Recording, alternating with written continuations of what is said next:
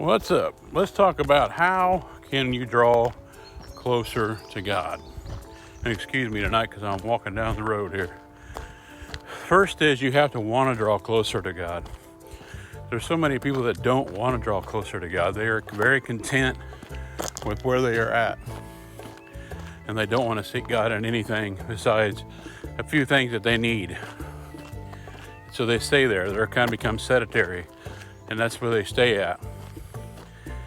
And if a problem arises, that's when they seek God the most, only in those times. You have to set aside time every day, and at least one day out of the week. And I've learned this lately myself. Set aside one day out of the week. Get off social media, get off the news, get off the weather, and just be edified with the Word of God, be edified with good sound doctrine teachings, worship music, whatever. Just spend the whole day doing that. And just be filled, Christian movies, whatever it is. Be filled with that stuff. And just seek God closer and say, God, I want to have a closer relationship with you and draw closer. It's just like when you're dating somebody, over time you get to know them a lot better, you communicate with them better. Next thing you know, you're married. And then the communication barrier hopefully stays there. But if you're just talking to God once in a blue moon and you're wanting God to work in your life a lot and you're wondering why those things don't happen, it's a two-way street. You have to seek God diligently and say, Lord, work through me.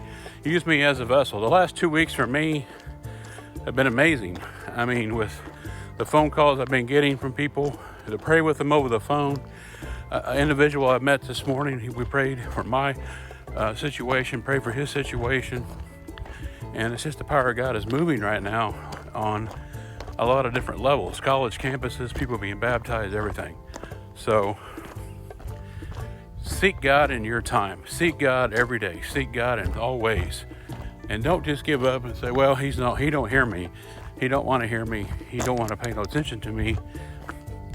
That's not true. He's always there with the outstretched hand.